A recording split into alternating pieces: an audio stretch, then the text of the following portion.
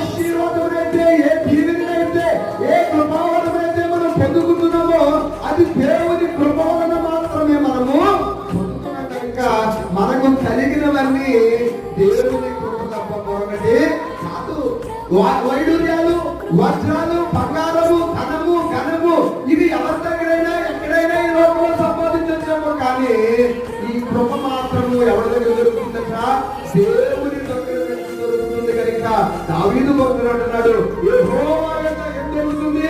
కృప దొరుకుతుంది కనుక నీ ఆశ ఎవరి మీద పెట్టుకోవాలి? నా ఆశ ఎవరి మీద పెట్టుకోవాలంటే ఆయన దగ్గరే మనము, ఆయన మీదనే మాత్రమే మనము ఏం పెట్టుకోవాలంటే మన ఆశను నిలిపినప్పుడు మన ఆశ ఏమవుతుందా? భంగము కానేరదు. ఏమవుదండి? మన ఆశ భంగము కాకూడదంటే ఆయన మీద మాత్రమే మనము ఏం పెట్టాలి? మన లక్ష్యమును